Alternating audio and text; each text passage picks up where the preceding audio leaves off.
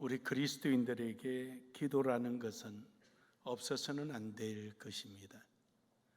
우리가 기도를 하지 않으면은 내가 있는 현장이 사단의 잔치집이 되고, 내가 기도를 하면은 내가 있는 현장에 사탄의 초상집이 되는 것입니다.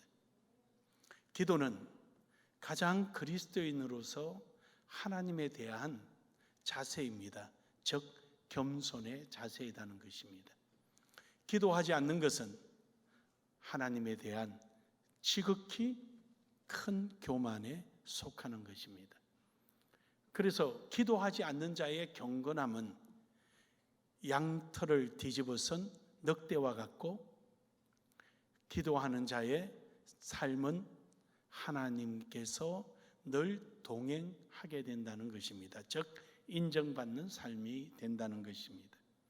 기도는 하나님을 절대적 인정하는 행위요, 인정하고 있다라는 사실을 자기 자신에게도 확인하는 것이 기도입니다. 사랑하는 여러분, 기도하는 삶이 우리 삶 속에 있기를 주의 이름으로 축복합니다. 그래서 기도를 너무 어렵게 생각하거나 또는 격식과 어떤 조건을 갖추려고 하다 보니까 그런 조건이나 격식을 갖춘다는 것이 늘 같은 패턴, 같은 형식을 갖다 보니까 식상해 할 수도 있고, 꼭 이렇게 해야 되냐라는 어떤 자기 자신에 대한 회의감도 들 때도 있습니다. 그러더라도 해야 합니다. 형식과 격식이 없단다 할지라도 기도는 해야 하는 것입니다. 그래서 오늘 말씀을 통해서 기도의 비밀이라는 제목으로, 기도라는 비밀이 뭐 특별한 게 아니고 우리가 얼마든지 누구나 흔히 할 수 있는 이런 기도의 비밀을 깨달아서 여러분 삶 속에 오늘 본문에 나오는 에스더와 느헤미야처럼 하나님의 응답을 이루는 여러분 되기를 주의 이름으로 축복합니다. 첫 번째로 기도의 비밀 중에 하나는 관심이 기도이다라는 것입니다. 얼마만큼 내가 관심을 가지느냐, 그 관심이 간절한 소망이 되고, 그 간절한 소망이 절대자인 하나님 앞에 찾는 것입니다. 구하고 찾는 것이죠. 그래서 관심입니다. 우리가 관심을 잃어버리면 모든 것을 잃어버리고요, 관심이 없으면 절대 기도하지 않습니다. 모여서 우리 기도합시다 해서 어떤 기도 제목을 가지고 함께 기도는 할 수 있겠지만 관심이 없으면 이내 잃어버리고 맙니다. 저는 필리핀에 늘 갈 때마다 이제 제가 항상 앉아 있는 거실이 있어요. 거실에서 항상 앉아 있고 거실 소파에서 저는 항상 잡니다. 그게 왜 그러냐면은 이제 좀 일찍 일어날 때가 많이 있어요. 그건 다른 분 불 켜고 이러면 안 되니까 거실에서 혼자서 일어나서 부시럭거리도 괜찮고 그냥 소파에 누웠다가 일어나서 앉아서 기도도 하고 혼자서 곰곰이 생각도 하고. 근데 참 하나님께서 이렇게 기도 응답을 이루실까? 지나고 보면은 다 하나님의 기도 응답이었고 그렇게 간절히 기도했던 기도의 내용이었다는 거예요. 저는 목회할 때부터 남의 손을 빌려서 하지 않겠다라는 게 제 철칙이었습니다. 물론 그게 교만스러워서 내가 이제 좀 고쳐야지 하고 고치긴 했습니다만은, 내가 우리 주 예수 그리스도의 피로 목사가 된 자인데, 내가 하나님의 적자인데 내가 왜 딴 사람한테 손을 벌려야 되나, 이제 그런 생각이 좀 교만한 마음이 있었죠. 그래서 개척할 때도 누가 도와준대도 됐다 그러고, 신학교 학장님이 오셔서 뭘 도와주냐 하더만 됐습니다. 오셔서 설교만 하십시오. 그래서 요즘 같으면 그 조립식 판넬 하나 24평 짓는 거 일주일이면 지을 수 있는 건데 집사람하고 저하고 한 달이 넘게 걸렸어요. 남의 정원 건축하다가 버린 돌 밑에서 그 꼭대기까지 굴려가지고 축대 쌓고 보일러 놓고 미장하고 벽돌 쌓고 뭐 그러다 보면 한 달 넘어 걸렸어요. 또 교회 간판 하나 나눔의 교회 목판으로 된 거 10만이면 하는데 내가 전도해서 우리 교인이 걸어놔야지 왜 남의 교인이 우리 교회 간판을 거냐. 그래서 제가 거부했습니다. 그래서 우리 교인이 헌금해서 걸 때 그때 나가서 박수치고 기뻐했습니다. 저는 목회하면서 남의 손을 쳐다본 적이 없습니다. 그러다가 우리 교회가 선교하게 될 때 너는 도움 안 받으면서 왜 도움 받으려고 그러냐. 이런 강한 하나님에 대한 그 찔림을 받고 그때부터는 남에게 도움을 청하지는 않되 주는 것은 받겠다. 그러고 나서 이제 받기 시작했습니다. 혹시 모르는 사람이 있을지 모르니까 여러분들이 밖에 나가면 이제 내가 받는다고 이야기 좀 하세요. 근데 하나님 다 이루셨어요. 근데 어째 그렇게 이룰까? 참 신기할 정도. 늘 신기하지만 또 신기한 거예요. 그렇게 이룰까? 이 어마어마한 것들을 우리 신학교에 강의 가시는 목사님들은 대부분 그렇게 하더라고요. 한 사람당 200만 원 이렇게 정해주면은 제가 아는 목사님도 그렇게 하더라고요. 10분이 오면 2천만 원 받아서 비행기값 하고 거기서 체류비 하고 학생들 오면 밥 주고 뭐 교통비 주고 선교비 쓰고 대부분 이런 식으로 하더라고요. 근데 우리 교회는 처음부터 그러질 않았습니다.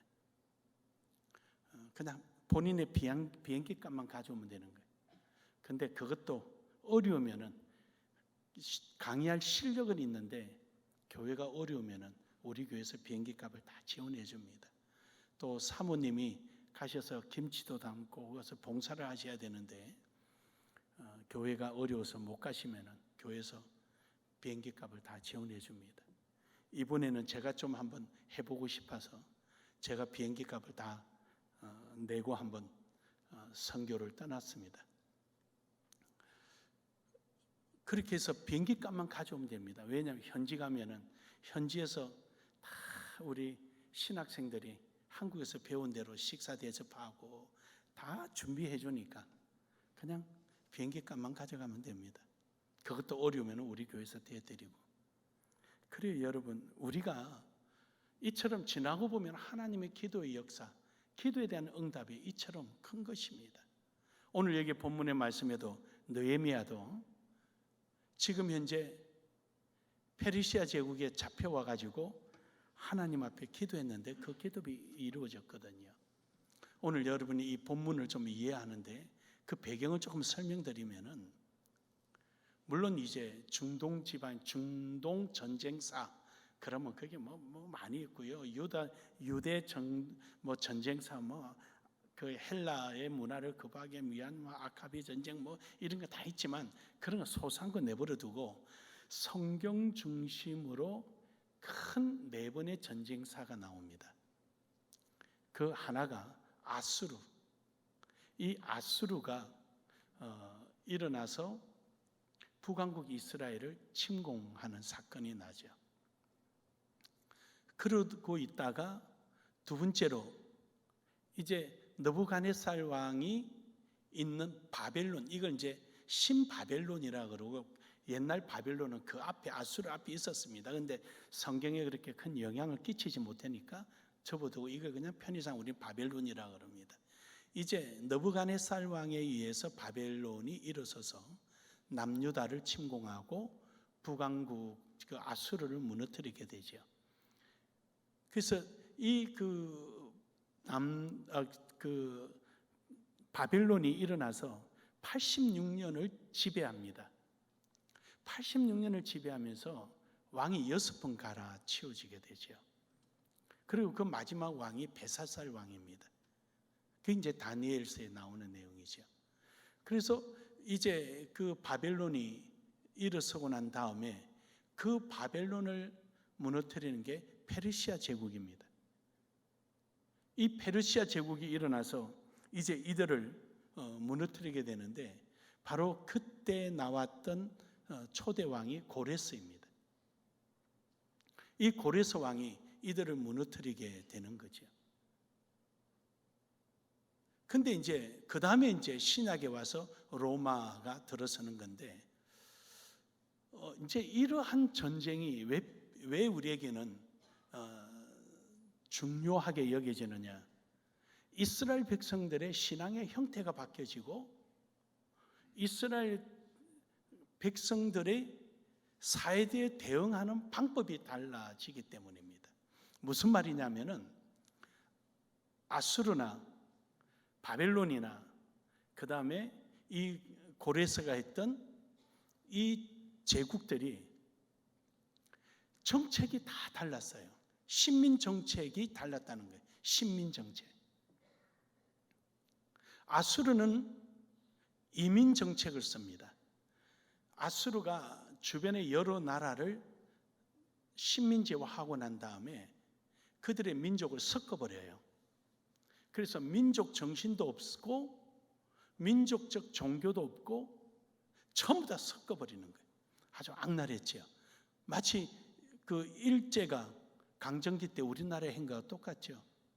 소련으로 보내고 중국으로 보내고 이렇게. 두 번째로 이제 바벨론이 들어올 때는 이 바벨론 정책은 조금 고상했어요.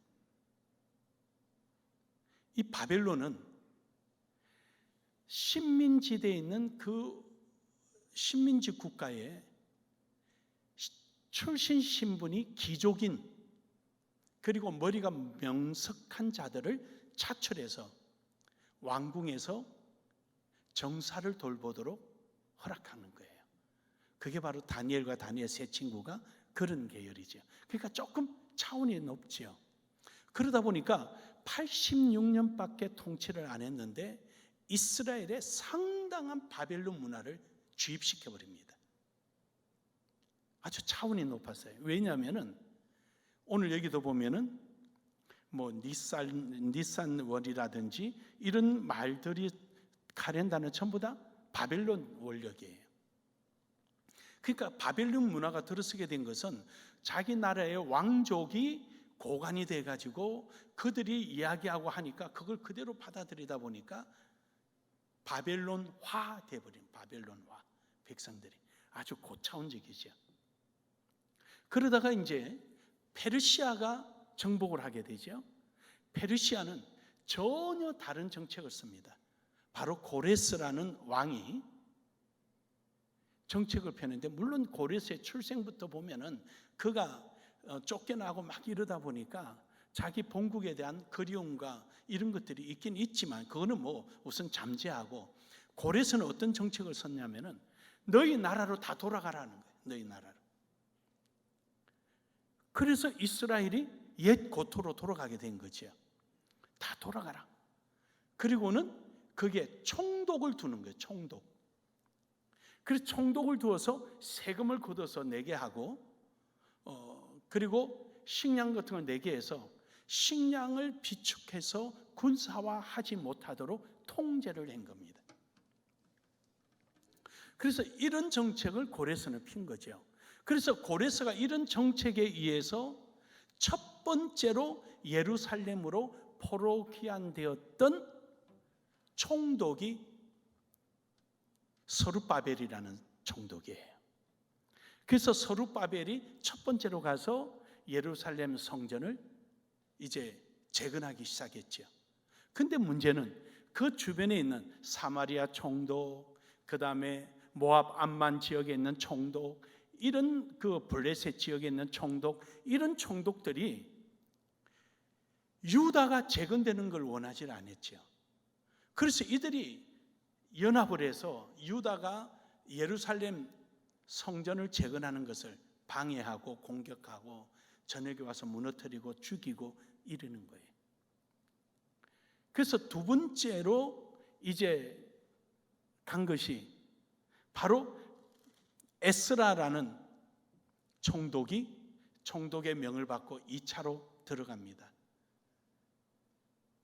가도 너무 어려웠죠. 그리고 나서 3차로 가게 되는 사람이 바로 느헤미야입니다. 이때가 2차와 3차는 고레스 왕권이 고레스가 죽고 그 다음에 왕이 아닥시스다라는 왕이 1세가 왕으로 있을 때입니다. 이때 2차, 3차인데 그 중에 느헤미야가 3차 총독이 돼서 가게 되는 겁니다.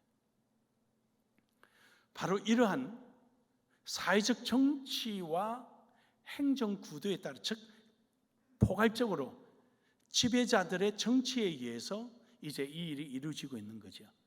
그런데 이러한 정치마저도 전능하신 하나님께서 바벨론의 포로가 된 이후에 70년 이후에 고토로 돌아올 것에 대한 하나님의 그 약속을, 이들의 정치를 섭리하셔서 그 일을 이루시는 이가 하나님이십니다. 바로 이러한 하나님이 우리의 기도에 응답하실 것입니다. 사랑하는 여러분, 오늘도 여러분의 삶을 주관하시는 하나님 앞에 기도하기를 주의 이름으로 축복합니다. 두 번째로, 느헤미야 기도를 통하여서 우리는 그 기도의 비밀을 엿볼 수가 있습니다. 느헤미야는 1장 4절에 보면은 간절히 기도합니다. 느헤미야는 관심도 가졌죠. 그는 왕궁에 있으면서 술을 맡은 화관장입니다. 술을 맡았다 그래서 술만 맡고 있는 사람이 아니에요. 다른 정치로 가지고 있대 술 맡고 빵을 맡고 이런 거는요, 아주 대단한 신임을 받지 않으면 맡지 못하는 겁니다. 근데 그가 할 일도 많은데 예루살렘 갔다 왔다 하는 그 길목에서 사람들을 만나서 묻는 거예요. 어떻게 됐더냐? 예루살렘 어떻더냐? 이런 관심을 가지니까 하나님께서 그 관심을 기도로 하나님 앞에 간절히 하니까 느헤미야에게 기회가 찾아온 것입니다. 저는 여러분의 기도에 하나님의 영광의 기회가 주어지기를 주의 이름으로 축복합니다. 축복합니다. 그래서 느헤미야는 그 소리를 듣고 하나님 앞에 기도합니다. 내가 이 말을 듣고 앉아서 울고 수일 동안 슬퍼하며 하늘의 하나님 앞에 금식하며 기도하며 너무너무 간절히 기도하는데 식음을 전폐했다는 것입니다. 수일 동안 울었다. 견디지 못할 정도죠. 여러분, 아무리 슬퍼도 식음을 전폐하면서까지 슬퍼할 일이 뭐가 있을까요? 참 드물어요. 그렇죠? 근데 저렇게 기도를 했다는 겁니다. 느헤미야 1장 5절에서 6절에 보면은 하나님 앞에 긍휼을 구합니다. 저기서 좀 문학적인 표현이지만 하늘의 하나님 여호와, 크고 두려우신 하나님이요, 하나님이 여호와고 여호와가 하나님이고 하늘에 계신 분이 하나님이고 하늘에 계신 분이 여호와인데 하늘의 하나님이 여호와, 하늘에서 다 보고 계시고 모든 것을 하실 수 있는 분이라는 뜻이죠. 내가 이 슬퍼하는 거 다 보고 계시고 알고 계시다는 것이죠. 그래요, 여러분. 하나님을 우리의 형편과 처지를 다 아시고 우리가 간절히 기도하며 하나님의 은혜를 구하기를 하나님은 기다리고 계신 줄 믿으시길 바랍니다. 우리는, 제가 어릴 때 우리 어머니가 동생들을 출산하는 걸 2번이나 봤습니다. 제 밑에 동생이 2이니까. 근데 제 기억나는 것은 막내가 이제 배가 아파서 배 털기 시작하니까 집에서 다 낳았거든요. 우리가 10남매인데 그 2사람은 6.25 때 잃고 이제 8남매가 살아갔는데, 근데 옆집에 있는 어머니 친구가 아직 멀었다 그래. 우리 어머니는 고함을 지르는데 아직 멀었다 그래. 소리 지르고 밖에서 웃으면서 놀아요. 웃으면서 뭘 먹어가면서 저기 뭐 멸치 따듬고 그러면서 더 질러라 더 질러라 그러고 막 이렇게 놀리고 있어요. 어릴 때 나는 볼 때 이해가 안 가는 거예요. 고함 지르는 거 보니까 아직 멀었다는 거예요. 여자가 출산할 때 외마디의 애를 출산한대요. 나는 그게 너무 오랫동안 기억돼 가지고 집에서 제가 우리 애 둘 다 제가 받았잖아요. 외마디 소리 나올 때는 외마디 소리가 안 나와요. 근데 애는 나와서 제가 다 받았어요. 그러니까 하나님은요, 정말로 힘들어하고 괴로워하고 하나님만이 아니면 안 된다라는 그 외마디가 들어 나와야 하나님이 응답하실 때도 있습니다. 한켠에 내가 할 수 있는 뭔가가 있는 것처럼 남겨두고 주면 좋고 안 주면 교만이고, 주면 되게 좋고 안 주면 좀 섭섭하고, 여기는 응답이 없습니다. 미안하지만 절대절명, 하나님 아니면 안 되는 그 순간에 하나님은 역사하시는 겁니다. 뿐만 아니라 1장 7절에 보면 죄를 자복합니다. 하나님, 내가 지금 하나님의 말씀을 지키며 살아갑니다 라는 내용이거든요. 어떤 이단자들은 본문에 있는 말씀을 가지고 우리가 조상의 죄까지 회개하여야 한다. 여러분, 우리 하나님은 그렇게 야비하신 분이 아니에요. 여기서 말하는 조상의 죄라는 것은 현재 이 어려움을 겪고 있고, 이렇게 내가 이방 나라에 와서 이렇게 있는 것이 조상의 죄 때문이고, 그래서 이제 나는 조상들이 그렇게 한 것을 기억하며 회개하며 내 자신이 하나의 율법대로 살아가려고 노력하고 있다라는 뜻이죠, 여기에.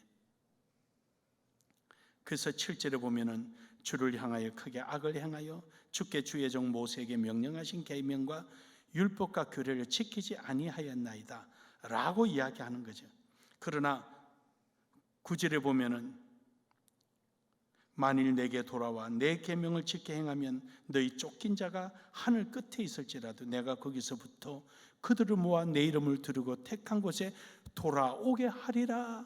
지금 이 약속, 지난날에 내 조상들이 하나님의 뜻을 버리고 이렇게 해서 오늘 여기 왔는데, 근데 하나님께서 이제 회개하고 돌아서면 약속된 자리 보내준다고 하지 않았습니까? 현재 처해져 있는 원인을 이야기하고 지금 기도하는 내용을 이야기하고 하나님의 약속에 의하여 이렇게 기도하고 있으니 이제는 우리를 회복시켜 주시옵소서라는 간절한 간구가 있는 것이지요. 그러므로 여러분, 오늘 여러분과 저는 이러한 약속에 근거하여 하나님 앞에 부르짖기를 주의 이름으로 축복합니다. 축복합니다. 느헤미야 1장 10절에서 11절에 보면은 자기 자신을 위해서 기도한 것이 아닙니다. 바로 백성을 위해서 기도하는 것입니다. 느헤미야는 잘 먹고 잘 살고 있습니다. 왕의 큰 신임을 받고 있습니다. 2장에 보면은요, 느헤미야가 그 수축되어 있는 모습을 보고 왕이 부릅니다. 너 얼굴이 왜 이러냐? 이유가 뭐냐? 무슨 걱정이 있느냐? 그랬더니 쭉 이야기합니다. 여러분, 그때 왕이 그럽니다. 그래, 허락해 줄게. 옆에 있던 왕비도 허락해 주라 그럽니다. 허락해 줄 테니까 언제 돌아올래? 약속하고 가라. 이럴 정도로 신임을 받고 있었습니다. 그에게는 눈끝만큼도 불편함이 없고 모질함도 없는 사람입니다. 모질함이 있다면은 페르시아 왕 자리 외에는 그에게는 부족함이 없는 사람입니다. 함에도 그는 이렇게 괴로워하고 눈물 흘렸던 것은 이스라엘을 위함임을 믿으시길 바랍니다. 오늘 여러분과 저도 마찬가지입니다. 우리는 그런 거예요. 뭐가 부족해서 필리핀에 그렇게 어렵게 학교를 짓고 그렇게 교회를 짓고 그 사람들을 교육시키면 왜 그럽니까? 그냥 편안하게 여기 있으면 되죠. 우리 교회 입장에서, 제 입장에서요, 아무것도 안 하면은 무지무지 편한 장소가 여기입니다. 근데 왜 그러겠습니까? 저도 쇳덩어리는 아니잖아요. 갔다 오자마자 또 가서 공항에 도착하면 새벽 2시, 숙소까지 가면 3시, 거기 시간으로 3시면 한국 시간은 4시, 새벽 예배에 눈 뜨고 활동할 시간 잠 못 자죠. 올 때는요, 그 집에 오래 있으면 불편하니까 7시에 나와서 이리저리 배회하다가 커피숍에 가서 목사님들 모시고 커피 한잔하고 9시 되면 문 닫는다고 나가라 그러면 공항에 가서 의자 빈자리 찾아서 눈에라도 띄면 아무거나 베개 베고 들어눕고, 그것도 다른 목사님이 앉아있는데 내가 누울 수 있습니까? 다 누울 자리 보고 이리 보고 괜찮겠다 싶으면 눕는 거지요. 그리고 새벽 3시 되면 비행기 타고 여기 넘어옵니다. 비행기 타고 오는 시간이야 기다리기가 훨씬 많습니다. 어쩔 때는 몸이 피곤하고 막 열이 올라오고 피곤해서 열 올라오는 거예요. 온도 재면 머리는 차가운데 막 몸이 터져나갈 것 같아요. 그럼 또 화장실 가서 얼굴 씻고 또 앉아있다 와서 앉아있고. 그 왜 그럴까? 주님 만날 일이 없으면 난 안 하고 싶어요. 여러분도 그렇죠? 주님 만날 일이 있으니까 하는 거예요. 주님이 그걸 맡기셨으니까 우리는 하는 거예요. 억지로 하는 게 아니라 이왕할 거 기쁨으로 하는 것입니다. 사랑하는 여러분, 오늘 여러분과 저는 주님이 아무 죄 없이 여러분과 저를 위해서 십자가 죽으신 것처럼 오늘 여러분과 저도 주를 알지 못한 그들을 향하여 우리는 기꺼이 헌신하고 충성하는 복된 은혜가 있기를 주의 이름으로 축복합니다. 느헤미야 2장 4절에서 5절에 보면은 믿음으로 기도합니다. 그는 우리로 말하면 주제 넘은 일이지요.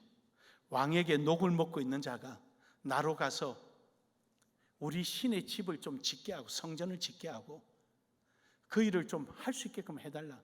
자기 권한 밖이에요. 그거 할 수 있는 사람이 있는데도 불구하고 왕이 만약에 불쾌하게 여기면 죽을 수도 있는 일이죠. 함에도 불구하고 그는 믿음으로 구합니다. 마치 모르드게처럼 말입니다. 사랑하는 여러분, 기도는 내 입장에 서서 하는 것이 아니라 하나님의 입장에 서서 하는 것이 기도입니다. 우리는 이런 기도가 있기를 주의 이름으로 축복합니다. 이런 부르짖음이 있기를 주의 이름으로 축복합니다.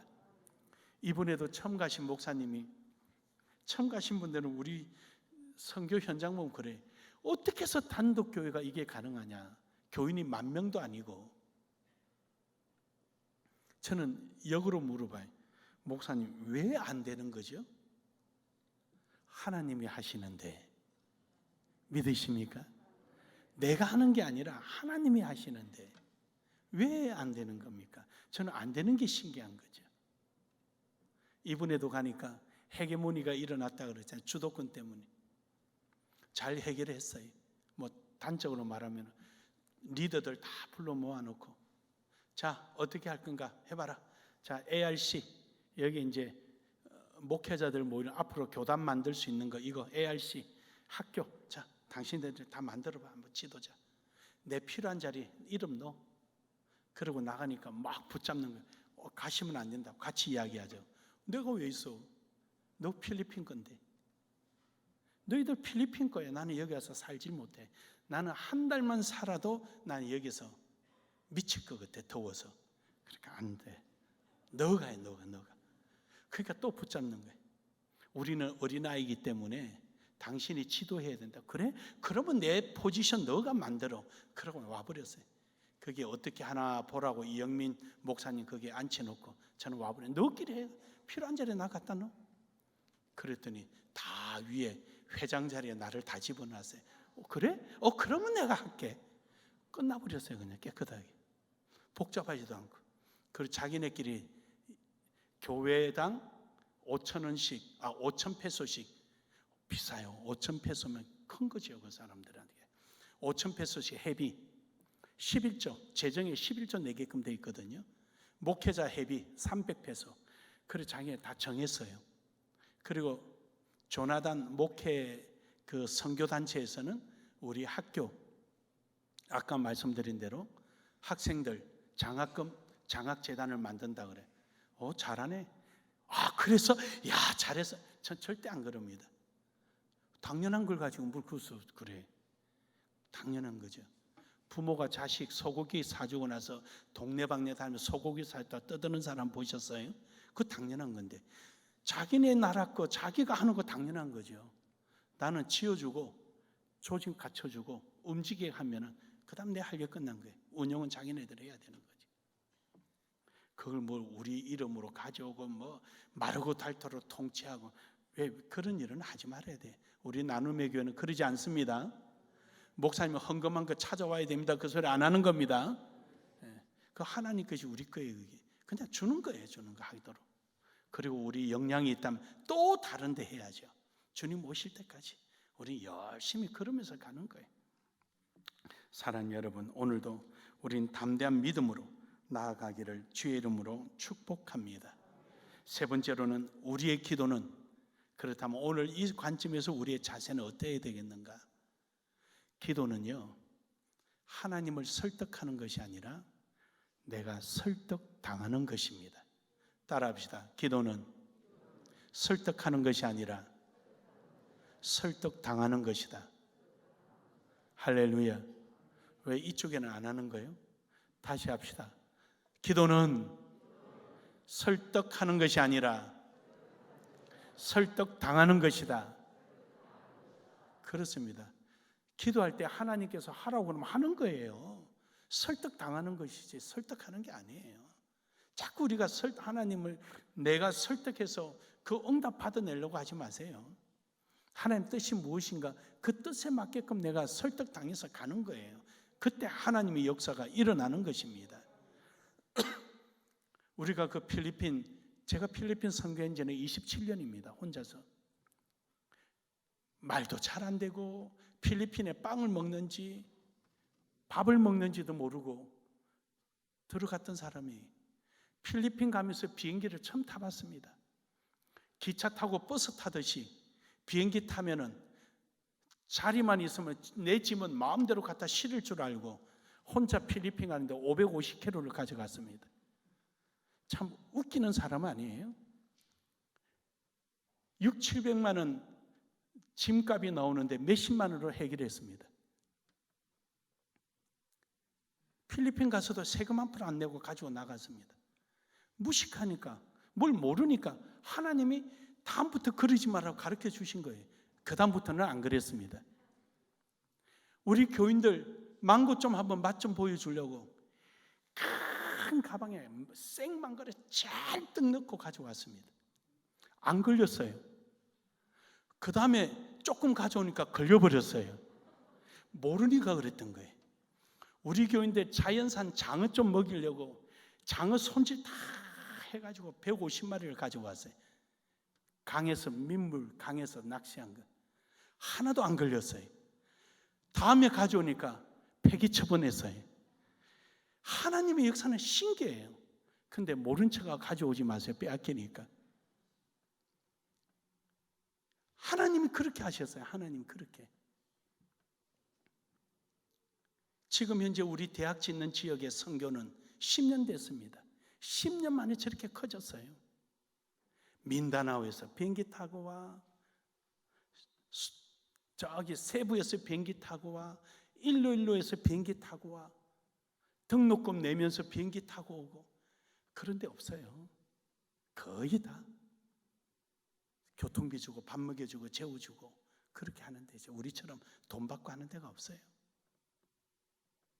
그래도 비행기 타고 오고 와서 열심히 하고 가고. 사랑하는 여러분, 오늘 여러분과 저는 이런 하나님 앞에 설득당하기를 주의 이름으로 축복합니다. 마태복음 5장 16절에 보면은 실천하는 삶이 되어야 됩니다. 이같이 너희 빛이 사람 앞에 비치게 하여 그들로 너희 착한 행실을 보고 살아계신 너희 아버지께 영광을 돌리게 하라. 그래요. 이 세상에 대하여 우리는 실천적인 삶을 살아서 우리 모습 보고 다른 데도 따라오도록 해야 하는 것입니다. 요한복음 17장 22절에서 23절에 보면은 우리는 나를 위해서 기도하는 것이 아니라 우리 교우들을 위해서, 나아가 필리핀 모든 그리스도인들을 위해서 우리는 기도하는 것입니다. 그리고 사도행전 1장 8장 8절처럼 복음을 확산시키고 나아가는 것입니다. 빌립보서 2장 30절에 보면은 사명을 위해서 기도합니다. 하나님께서 내게 맡겨준 것 부족함이 없도록 최선을 다하기 위해서 하나님 앞에 기도하고 간구하는 거예요. 교인들이 돌아가면서 필리핀에서 우리 식사 대접을 하는데 어마어마하게 식사 대접 좋은 건 다 갖다 놔요. 그분들이 저는 필리핀에 있었으니까 이거는 얼마짜리다는 다 알잖아요. 이 비싼 거를 어떻게 할까? 근데 교인들이 여러분이 하는 것을 보고 배워서 하는 거예요. 그래서 이야기했어요. 이게 너무 많이 가지고 좀 줄여라. 그랬더니 힐 목사님 와서 우리한테 퀴즈를 내는 거예요. 여기 있는 이 음식 모두의 이름이 뭔지 아느냐? 그러니까 어떤 분은 여기는 뭐고 치킨이고 뭐고 이야기 다 틀렸대. 사랑, 한국말로 사랑 그런. 한국에서 여러분이 내게 해준 것이 음식이 아니라 음식은 기억 안 나는데 남는 것이 있다면 사랑만 남는다는 거예요. 그게 사랑이래 그게. 그러니까 그 교회 교인들도 사랑 그래. 너무 많이 했다. 내가 나가서 이야기하면 사랑 그래요. 밖에서. 내가 우리 거실을 좀 청소하니까 하지 말으라는 거예요. 자기 할 일을 내가 뺏어갔다고. 자기 다 할 테니까 하지 말으라. 사랑하는 여러분, 오늘 여러분과 저의 삶이 단순한 삶이 아니라 누구에겐가 상당한 영향을 주고 있다는 사실입니다. 그 영향이 하나님이 기뻐하는 영향이 되기를 주의 이름으로 축복합니다. 히브리서 13장 7절에 보면은 주의 종을 위해서 기도했습니다. 지도자가 잘못되면은 교회 전체가 잘못됩니다. 그래서 하나님의 말씀을 너희에게 알려주고 너희를 인도하던 자들을 생각하며 그들의 행실의 결말을 주의하여 보고 그들의 믿음을 본받으라. 그렇습니다, 여러분. 강대상에서 1시간 설교하는 거 쉽죠? 저는 어렵다고 생각 안 해요. 하지만 강대상 밑에서 10분 설교하는 것이 삶을 통해서 하는 것이 훨씬 어렵습니다. 사랑하는 여러분, 우리 모두가 한 마음으로 주님의 영광을 위하여 깨어있기를 주의 이름으로 축복합니다. 마지막으로 베드로전서 4장 7절에 다시 오실 예수 그리스도의 그때를 위하여 기도합시다. 하루하루의 삶이 부끄러움이 없고 나의 헌신과 충성에 모질함이 없고 죄송스러움이 없는 이런 삶이 되기를 주의 이름으로 축복합니다. 우리 학교 1층에 본관 들어가는 자리에 동판으로 전체 한 벽을 다 채울 겁니다. 거기는 이 학교를 세우는 데 수고한 헌금했던 성도들의 이름을 다 기록하려고 합니다. 이유는 학교이기 때문입니다. 배우는 학생들에게 그들에게 교육이 되고 교회 같으면 하지 않지만 학교라서 하는 겁니다. 그래서 이번에 쭉 동판을 어떤 재질까지 선정해 놓고 왔습니다. 벽 전체, 한 면 전체가 들어갈 이름들입니다. 저는 주님 오시는 그날에 바로 그 이름이 주님께 기억되고 면류관이 될 줄로 믿습니다. 필리핀에 있는 학생들도 헌금하고 있습니다. 벌써 그 땅을 3분의 1값을 깎아줬던 땅 주인도 있고 3분의 1값 땅값을 작정해서 헌금하는 학생들도 있습니다. 사랑하는 여러분, 오늘 우리의 삶이 하루하루 순간순간이 주님 오시는 그날을 준비하는 진정한 믿음의 사람들이 다 되기를 주의 이름으로 축복합니다.